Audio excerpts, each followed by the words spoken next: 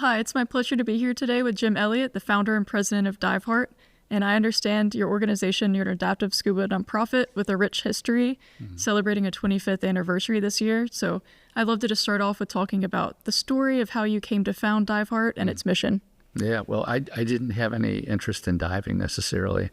I was a journalist in college, and I thought if I ever have to interview someone like Jacques Cousteau, I better know how to scuba dive. So I took diving in junior college, and I was like, oh my God, you know, you're hovering in the Keys above the Christ statue, and you're looking at the surface going, this is like being a superhero. So fell in love with it, decided I wanted to do it.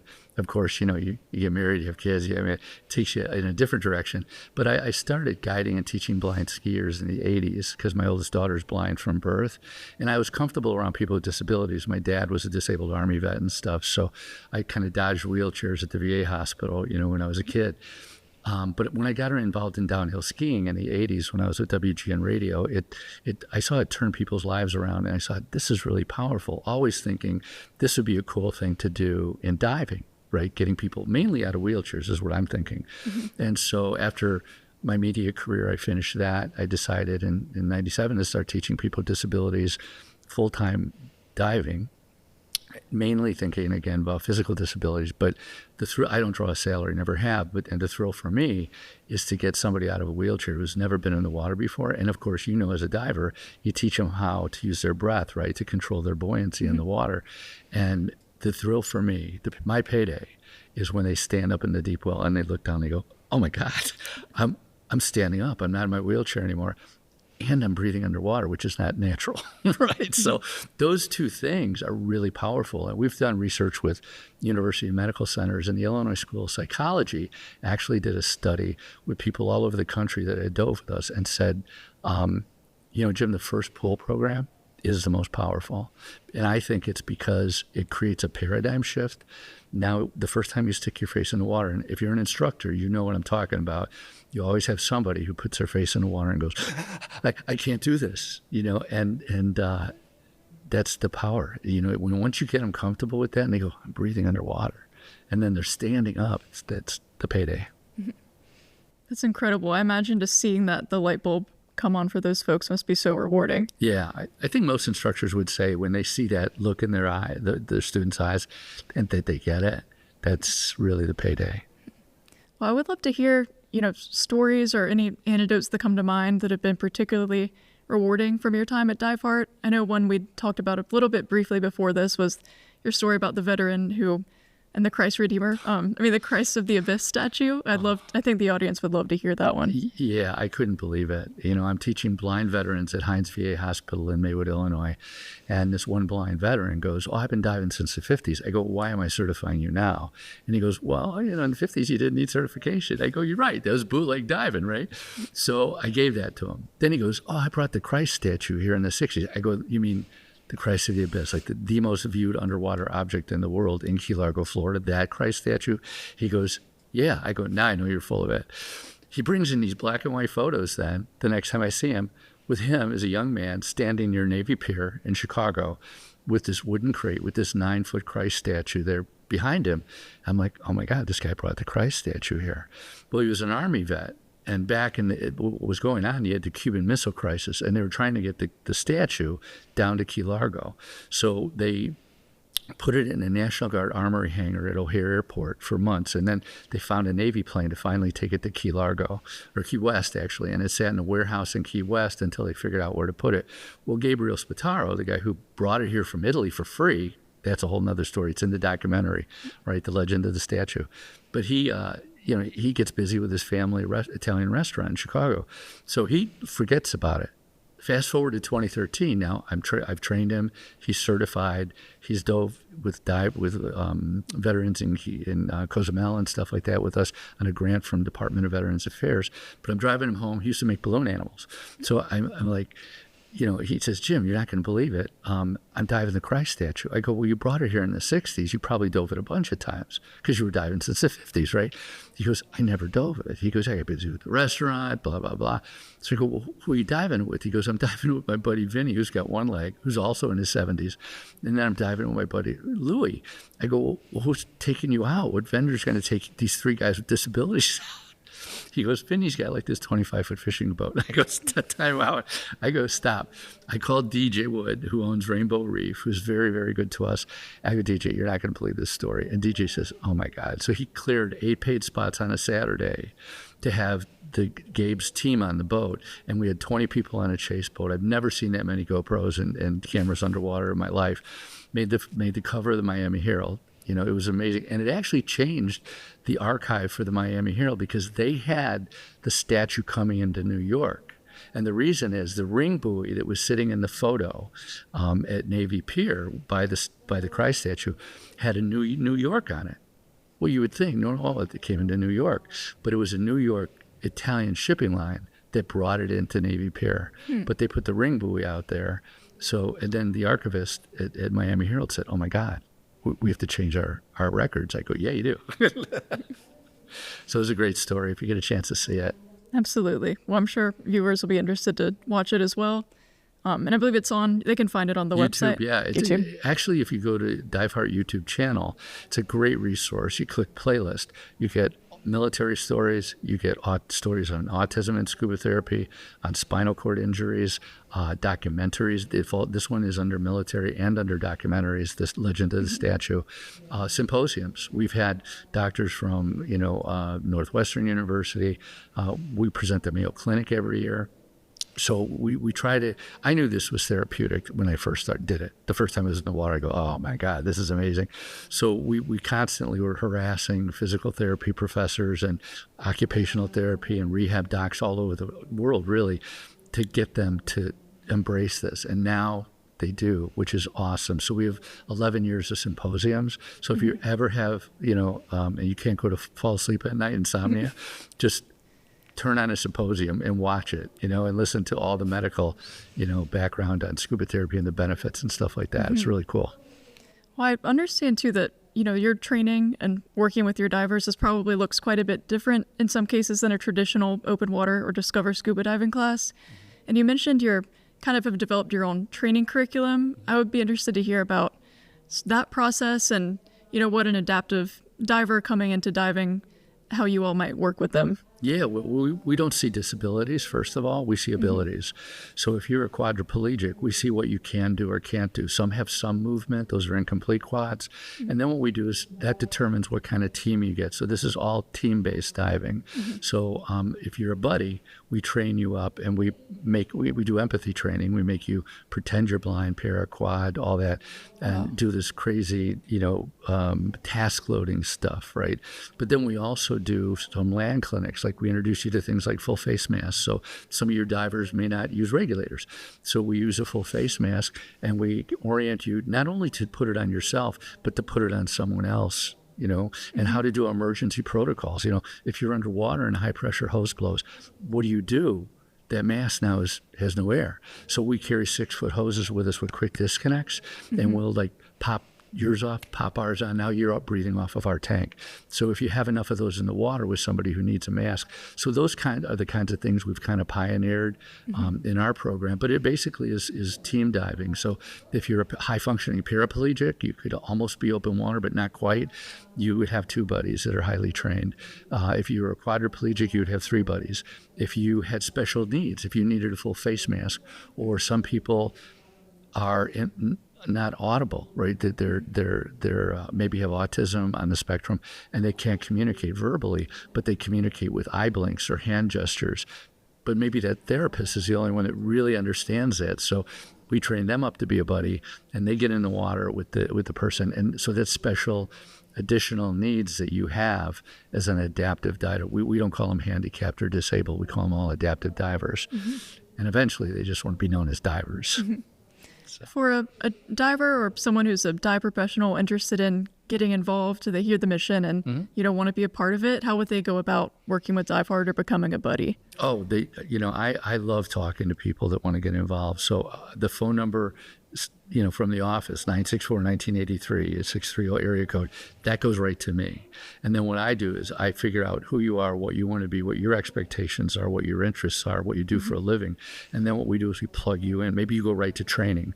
Maybe it's research. Maybe you want to set up something and present have us present to, your grand rounds at Duke University, which we've done, to hyperbaric physicians. And so it depends. We kind of fit you in. But, just right now, it's like drinking from a water hose. Really, there's so much interest in adaptive scuba now, 25 years in, that we're just taking it in and getting it to the right people. We have instructor trainers all over the world that now can, one of our biggest programs is in Malaysia. I thought when I started this in Downers Grove, just west of Chicago, it was going to be a little local thing. And now we're like China, Australia, Israel, all over the world. We've presented and trained and stuff. So, just good, diveheart.org is our website, and it's easy to find. If you search my name, I searched my name. It was crazy. I went, Jim Elliott Diveheart, and I went, oh my God. And I saw all this stuff come up on me. I'm like, I had no idea all this stuff is out there, but it's crazy how easy it is to find stuff now. Mm-hmm. And I understand you have some new projects coming up, one of them being the deep pool, right, which is fascinating and would be, I believe, based in the Chicago area where you are. So just interested to hear a bit more about that, the goals of the project. It sounds like a massive undertaking, but has garnered some great support already. It's been a process, not an event, as they say. and it started with us being interested in doing a 40-foot pool like the Neutral Buoyancy Lab at the Johnson Space Center. And then doctors from Hopkins did a study and said, Jim, if you go to 66 feet, there's this extra output of serotonin. 80% of the PTSD symptoms are alleviated. Well, this is at a time when there were no deep pools. I mean, Nemo 33 in Brussels was 33 meters deep, but it wasn't 130 feet. Mm-hmm. So we said, well, let's scrap the 40-foot pool. Let's go to 130. No one has done it yet. And so we just started down that process. It took 6 years. We got 3 patents on the design. It's like we have an opportunity to do this because we have people who have reached out to us just in the last few months that said $300 million is reasonable for a project. 3 pools, geothermal, solar, net zero facility, cutting edge research, rehab, education, training, vocational stuff, tech diving. We're hoping we can bring into this if we make it deep enough. Right now our specs go to 150 feet. We've danced with some people who thought we could do it, but now we've scrapped 12 acres that were donated to us near Great Lakes Naval Base, and we basically are moving to a much larger piece of property, 30 minutes from here, and Midway Airport, 2 international airports, because this will be a worldwide destination, we believe, and our partners believe that too. So they want to help us get this thing done, and maybe this is the template that will be the first, and there'll be others. We're praying. It's incredible. What a way to, you're already massive impact to really just, for lack of a better word, deepening that and really making it have the global reach as a destination. That's an incredible goal. I'm excited to see it come together. And one of the things that's unique about it is on the patent, the deep pools in the world are all the same. They're all based on Nemo 33's footprint, mm-hmm. which is a couple levels, and then a tube. Dubai's case, the tube probably goes down over 150 feet. Well, I dove Y40, right? And you could maybe put 20 people in that diameter. Well, you can't put 20 here and 20 here and 20 here, because if there's an emergency here, boom, right? Mm-hmm. So our pool goes up and out. So every atmosphere, there's a 10-foot ledge. So 99, 66, 33. And you could put teams of 4, so a quadriplegic and 3 other divers, every 15 or 20 feet apart, all the way around the perimeter. Because it telescopes out, you can go safely to the surface with no overhead interference, as long as everybody stays in their lane. Mm-hmm. But yeah, they can go right to the surface. You could do research at 20 feet, at 30 feet. You could use 100% O2 at safe depths. Mm-hmm. You can go to pharmaceutical companies and go, we know what your drug does at 1 atmosphere, AbbVie or Abbott or whoever. What does it do at 2 atmospheres on 50% O2? What does it do? You know what I mean? And now the person's not in a chair, so you get extra oxygenation of tissues, circulation, range of motion, all sorts of benefits. I didn't know that bladder integrity was a thing. Well, we have to pee when we go diving, right? A lot of times in wetsuits. So I had no idea the benefit that it provided somebody who's in a wheelchair all day. But it makes sense. Now their body's elongated and stuff. So we're hoping that, we can attract pharmaceutical companies to say, let's do some research. Let's find out what your drug does at 2 atmospheres or 3 or 4 or whatever. And and we're thinking that aerospace is going to like this too. The Neutral Buoyancy Lab is only 40 foot deep, right? Mm-hmm. And technical diving, and if we can get it deep enough, it may be the deepest technical diving, rehab diving pool in the world. So that's kind of, keep your fingers crossed. Wonderful. It was fascinating looking at the design model of it that you showed. So just as another question, I know I did touch on people who are divers and are interested in your mission and getting involved. For anyone who might be listening to this or know someone in their lives like this who, they maybe have a different ability and then they're interested in diving and wondering whether it's for them, questioning whether they might be able to do so safely, what, advice would you give them? Where should they look, reaching out to you all or...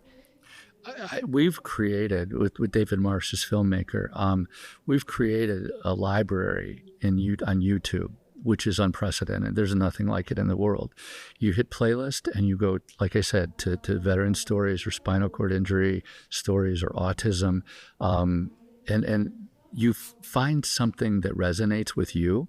So like if you're with a VA hospital and you want to get something going, I go, before we meet, before you ask me questions, go to YouTube, click on the military playlist. There's over 20 stories there about PTSD, about spinal cord injuries, about traumatic brain injuries, about learn a little bit. And then when you come to me, you'll ask the right questions because you'll get it on a level that you won't get it. And that's regardless of what your ability is. I mean, if you're a wheelchair user or if you have a TBI or if you're, an Olympic athlete, it doesn't matter. And people can help us just by being ambassadors. I mean, autism is an epidemic in our country, in the world, really. So, I mean, if you know a family with somebody with autism, go through the autism stories and go, oh my God, this would resonate with Jane's family because, they have somebody with autism in their family. Do that and share that because that's how the word gets out. That's how this grows. It's sharing stories is how it grows. Mm-hmm. So that's what I would say. Go to YouTube. Diveheart YouTube channel. You mentioned your history of working with folks in skiing. Mm-hmm. And I'm wondering what is unique about diving that makes it so therapeutic or so rewarding to these folks? Like I mentioned earlier, I have guided and taught blind skiers from the mid-'80s to about 2013, and then Diveheart just consumed my life. I got so busy. But the thing I like to compare with diving and skiing is with people with disabilities is it takes me 2 days to get a blind person acclimated to the equipment, tactily, because they have to feel it, right? And then how to initiate turns, and then eventually how to follow commands down the hill, because it's alpine skiing, it's downhill ski, right? It's not cross country. And it's left turn, right turn, that kind of stuff. But it takes me 2 days. But 30 minutes, I can get somebody who's never been in the water out of their wheelchair, teach them how to use their breathing and how to control their buoyancy. We take care of the weighting and all the equipment and all that. We're right there to adjust stuff, power inflate or whatever we need to do. But the thrill is in 30 minutes, they're standing in the deep well looking down going, oh my God, I'm standing up. I'm not in my wheelchair. And I'm breathing underwater, which is not supposed to be doing either. So that is like the big payday, the turnaround for me is that's how I would compare them, is it takes a lot longer and it's a lot colder when you're skiing.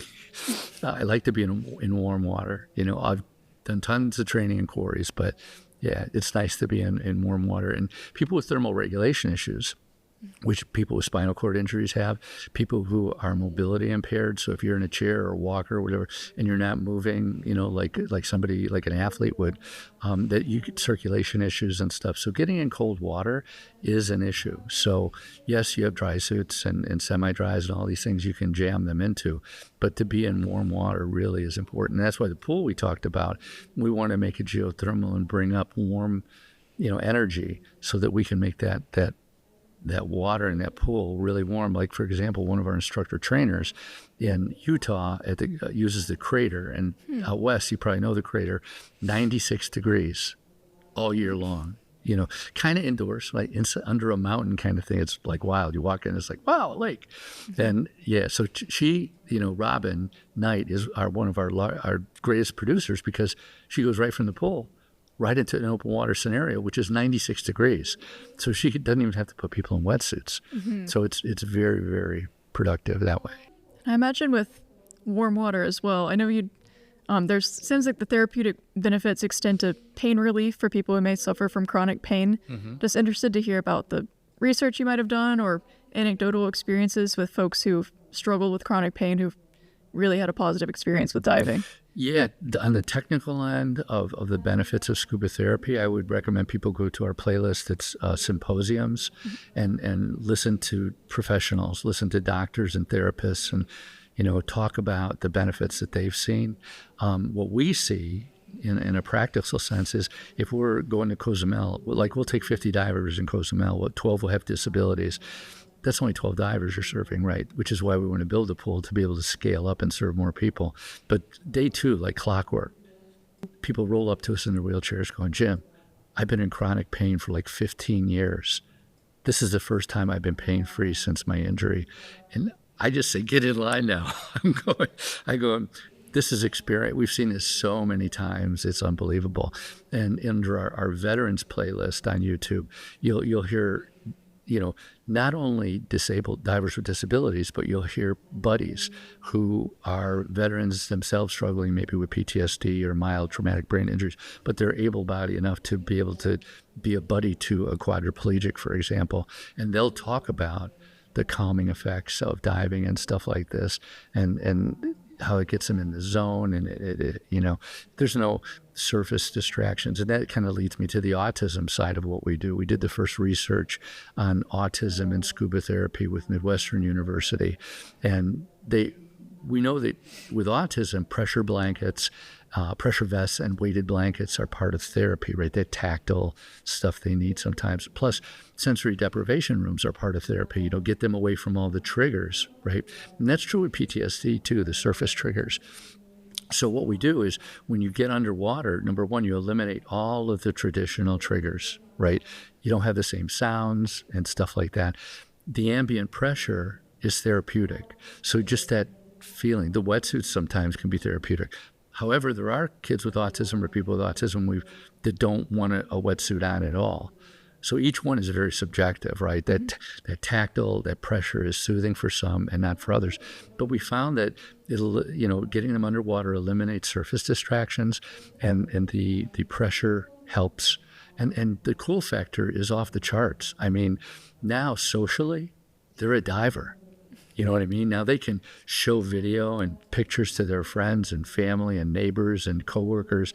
And it's like, oh yeah, I'm a diver. You're a diver. Wait a minute, And it's like, yeah, that's really, really cool. So it helps them find value in themselves and purpose, and that's a big part of what we do is help them, find value and purpose. And so with autism, if they can now be part of a family, we've, on our autism playlist, again, we've got Christina has a great story where her parents are part of this profile we've done on Christina and autism, and they're talking about, we don't even know who our daughter is anymore. She gets up in the morning on her own. She gets her gear together. She goes down and says, oh, stay in bed, Mom and Dad. It's like, who is this kid? And the dad just says right in this video that we did, he said, this is the best therapy my daughter has ever had. And that's what we want to see replicated times 1 million or 10 million or whatever. Just get them in the water. The pool is a lot of times enough for some people. We have some people that only do the pool. That's really where the heavy lifting is done with Diveheart, is getting them in the pool. Some only come to pool sessions. They may never come on a trip. They're welcome to, but sometimes that can be daunting for somebody depending on how severe their disability is.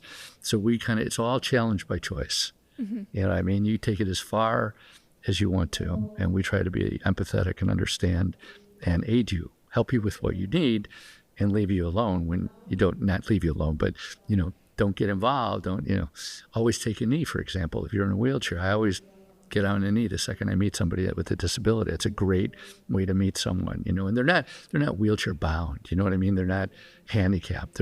They're wheelchair users. They're adaptive divers. And you give them respect.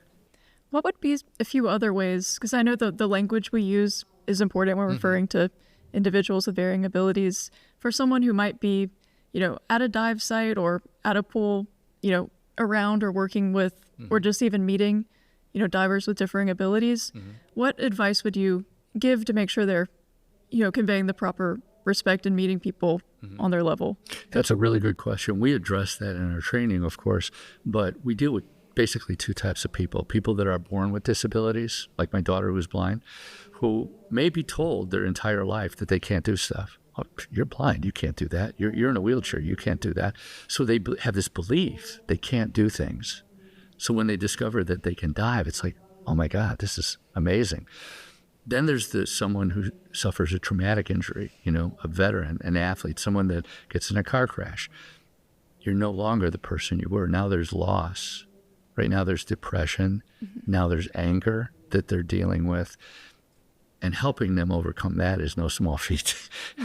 Trying to get them to, you're not a therapist, but you are a therapist in some ways. Just challenge by choice, helping them meet these new challenges and say, it's okay. It's not a race. Take your time, but you're dealing with different issues. I'm told my whole life I can't do something. I'm no longer the man I was or woman I was. I'm less than. And you're not. They're invisible disabilities, right? So somebody walking up with a cane or somebody rolling up in a wheelchair, you're going to identify them as somebody with special needs, right?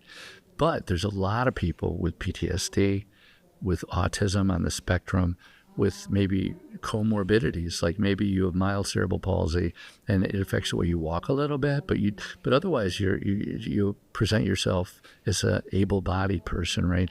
But they don't realize that cognitively you're processing things different. You might have short-term memory loss. I had a young man with a traumatic brain injury. One of my dive masters said, I've shown him this like 16 times. Why doesn't he get it? I go, look it. This is what you signed up for. You might have to say it 6,000 times. He has a short-term memory loss. He is not going to remember. He'll remember stuff he did when he was a kid, but he won't remember what you told him 10 minutes ago. So you just have to have infinite patience and stuff. And when I would talk to dive operators and professionals or anyone working with people with disabilities, we have a slate that we adaptive diver profile slate. So we sit down as a team and everyone gets to know Johnny and what his needs are, right? What he can and can't do and how he wants to be transferred into the water or whatever. But then you have to do that with somebody who doesn't present themselves as having a disability. So all of a sudden it's like, you have to let the crew know. You have to let the staff know at the hotel that we have 6 people with autism or PTSD. There's certain things we need to be aware of, right? I've had captains go, this kid's not listening to me. I'm like, dude, he's on the spectrum. When your voice goes up, you might be freaking him out, right? And he just freezes, right? So that's natural for him to do. You just have to be aware that he has to be approached differently. And we have some people in our organization that are like autism whisperers, man. They come in and who do you want to put with this kid? Glenn. He's the guy. His son has autism. He knows how to get him out and bring him in to the zone that he needs to be in. But being aware of that is huge. Just awareness that don't just jump into this thinking you're doing your average open water dive person. You're dealing with somebody that may have physical, may have cognitive, may have both issues going on with them, and you have to be sensitive to that and try to address it. That's why the training is like so important. I mean, nobody's going to jump into this and get it right away. Some people may be more intuitive than others. So Diveheart really seems to harness the power of storytelling to share all of the incredible stories of people whose lives have been changed through your work. And I also know you have quite a bit of, longer form filmmaking as well in several projects. So definitely would love to hear more about those. Yeah, being a journalist, right, I always believe that stories stick, right? And it's easier for me to share stories on YouTube than it is to have you call me or walk into the office and me try to explain everything that we do. So stories are very important, right? I was recruited out of college by the Chicago Tribune, WGN Radio, TV, newspaper, and stuff.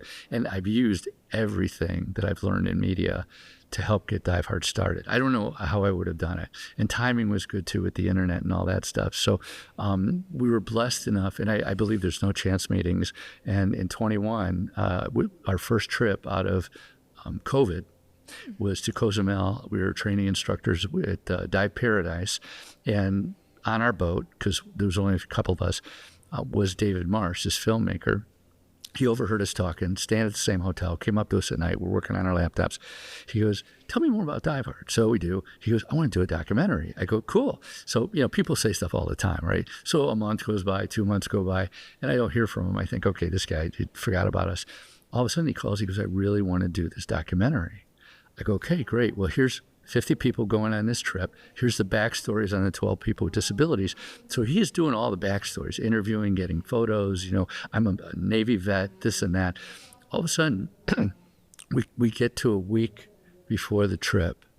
And this is the documentary adapting to Dive. And it's not a spoiler alert, but a week before the trip, it's Thanksgiving. His son gets out of rehab, comes to the home.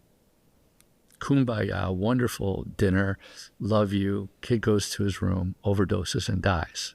So a week before the trip where he has to do his documentary on Diveheart, his son dies. And his family just said, apparently getting out of rehab was not a new thing for him. Said, look it, don't go down a rabbit hole of depression. Go to Diveheart, do what you're supposed to do, help those people. Now I'm getting emotional. Tell their story, right? So he does. But the interesting thing about this documentary is he doesn't say anything to anyone. He's rooming with his brother. We have 2 boats. They have a camera on each boat. And so every morning, what we didn't know it was David Marsh was getting up and turning the camera on himself and saying, trust. Today's theme is trust. I interviewed these people and they talked about how they had trust, the Diveheart buddies, because to get them out of their wheelchair, to get them to the transom, to get them back on the boat, to keep them safe underwater. And I have to trust now, he said, because I have to trust to go on without my son. And then the next day it might be adapting. I have to adapt now. So it really became this incredibly powerful thing. And we found out that his son had died the last night. The one thing we do with Diveheart is the very first day we do a go-round. And so if there's 50 people, it takes time. But we go, what brought you here? What brought you here? Blah, blah, blah. They talk as much or as little as they want. It takes time. But now I know who's in the room.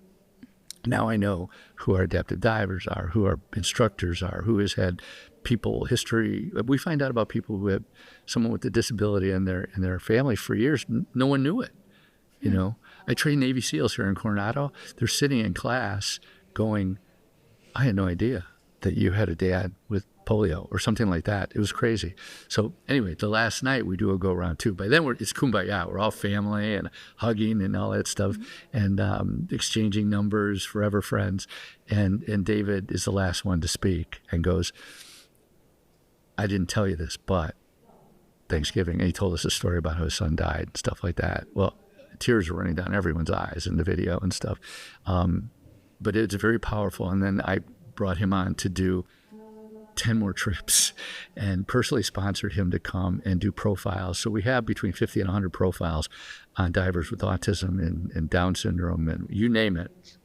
And then, of course, the legend of the statue about how the Christ statue got there. Well, he gets a hold of a book that I wrote years ago with a colleague from the Chicago Tribune.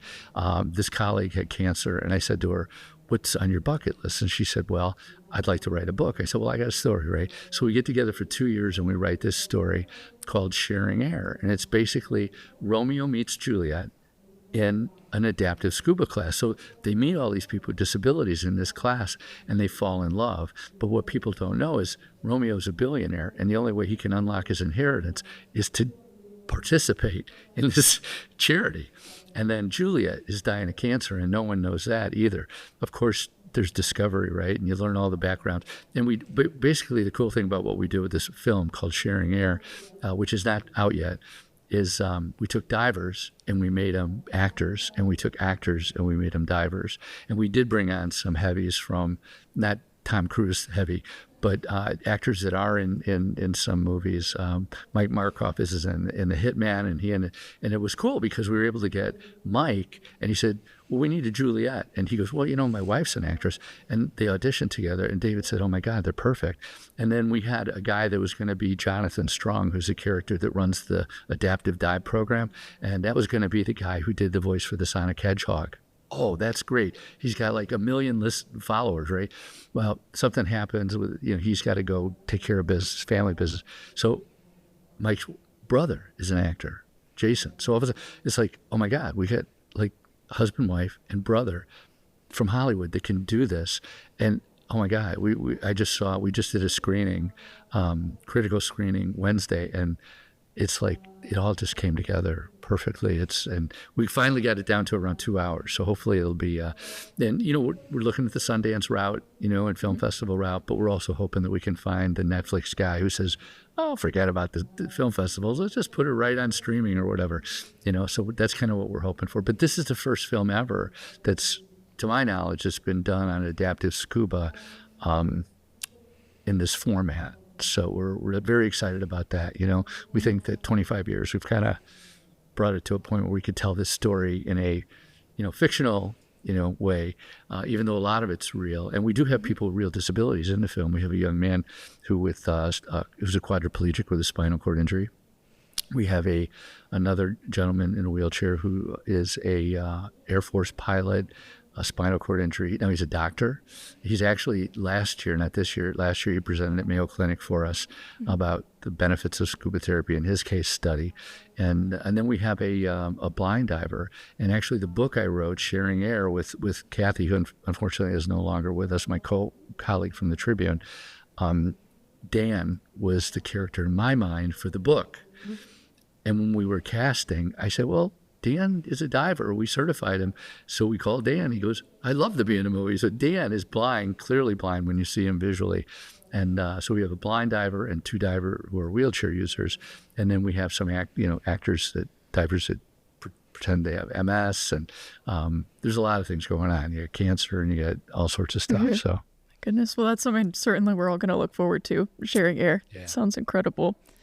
I'm wondering, on set and in general, just safety measures. I know you mentioned it's all team diving.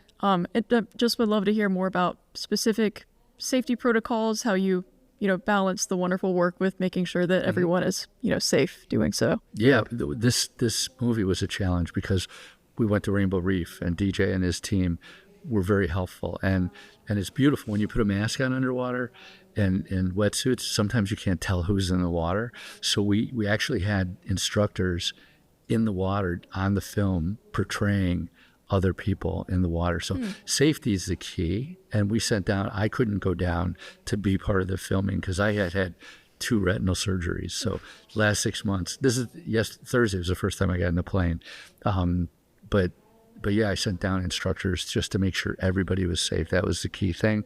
And the way we framed it, it worked out really well. We did some of the stuff at Jules Undersea Lodge that were very good to us. And Fraser Nivens,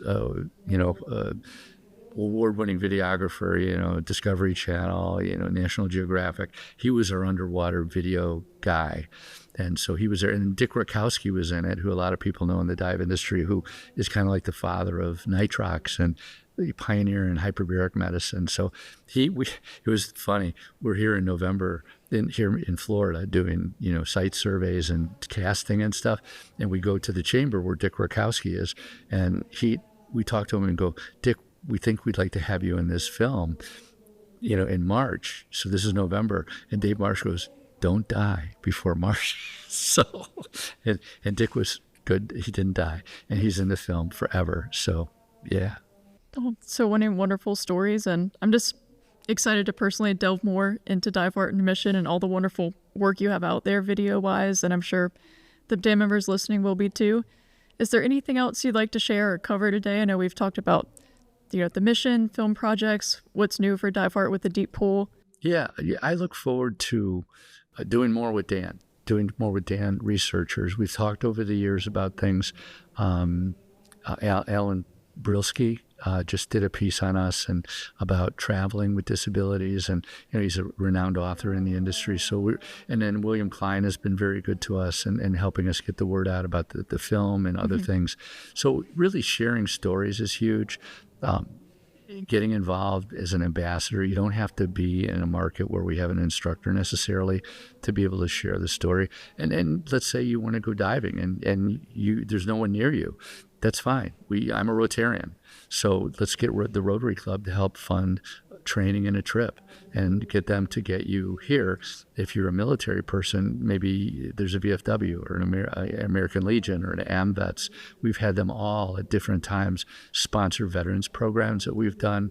So that's another way to do it. There's people in the community that want to support someone, on this journey, whether they have a disability or whether they're an instructor or a buddy, that maybe they can't afford to do everything they would like to do to help, but with a little bit of help from the local Rotary Club, maybe they could go on that trip to Key Largo, train up with our instructor trainer, and get it all together, and then come on a trip and help people in their community. That's the whole thing. We want to get this to be a community thing, because really, in my mind, this isn't even about scuba diving. This is about taking really the unrealized human potential that exists in people with disabilities and create a paradigm shift. So now it's not Johnny in a wheelchair, right? Now it's Johnny, the scuba diver. He self-identifies as a diver. And then he goes out and affects people in his community and his family and stuff. And what happens is it creates a ripple effect. And I've seen it where all of a sudden people who don't know, like with my daughter in skiing, I had people I worked with at WGN Radio would come up to me and go, Jim, I was afraid to try this in my life until I saw your daughter skiing. And it's like, if she can ski and she's blind, I could do this. It's like a no-brainer, right? And we all know people sitting on the couch going, oh, woe is me. I can't do this. I can't do that. I can't, life's against me with stuff. But this ripple effect inspires them. So when you see somebody with no arms and no legs that's a diver, you're like, I really kind of don't have an excuse to do anything. So I dig that throwdown. It's like, hey, you know what? She's got no arms and no legs. I think you can do something, in your life. So that's kind of the fun part of it too. And it just sounds like the impact is so wide reaching. I know you mentioned, all the way in Malaysia and all across the United States. So just to give listeners a sense of the scale and the impact, I would be curious to know how many, instructors you have, or the number of participants, just any numbers you might have to give us the sense of what a big, all the work that you do. Sure. Well, there's a big market out there. So, Diveheart at 25 years in is about growing and inspiring and promoting adaptive scuba. So we have helped start up over 50 nonprofits around the country that do similar stuff to us. And when we start one over here, guess what? All that money that used to come to us through donations now go to that local nonprofit that we helped start up. But they're doing Diveheart training, so that works for us. And well, I started teaching people with disabilities in 97, and I told Drew Richardson, as the CEO of PADI, I said, my very first certification that I used for people with disabilities was the PADI scuba diver certification, because if I couldn't put somebody in an open water card, I would certify them as a scuba diver if I felt comfortable that they could dive with a dive master or an instructor anywhere in the world. So they're traveling solo and they go to Bora Bora, and it's like, if I don't trust that they can go with anybody, then I won't give them that certification. But that was my first one. So somebody with a mild disability that couldn't or didn't finish the open water training, I would go to scuba diver. So between doing that before Diveheart and then training with the Handicapped Scuba Association, and I was an animal. I would stay at your house, sleep on your couch, eat leftovers, and fly from San Francisco to Oregon, and then go from Oregon to Key Largo, and I just was always on the road and stuff like that. But consequently, have trained thousands of instructors and buddies, and to keep track of how many buddies and instructors that my people I've trained. Is when I think about it, it's like kind of mind-boggling, right? It's like I started a nonprofit over here, and maybe they're doing something that's not Diveheart necessarily, but that's fine. We promote, we refer people to them, we support them as well. But it's like, how many have they trained? How many people have they? We don't have the wherewithal to monitor or account for all of those things. But I know personally, I've trained thousands of buddies and instructors and adaptive divers around the world. It's incredible to think about the ripple effect of all the individuals whose lives you've touched, and then the participants as well. And, I'm sure the long-lasting impact on them and their families. So just thank you for all the work that you do. It's been wonderful learning more about the mission, and I'm sure folks listening to will be really excited to delve into those stories. So thank you for your time today, Jim. Thanks for sharing. Appreciate it. Thank you.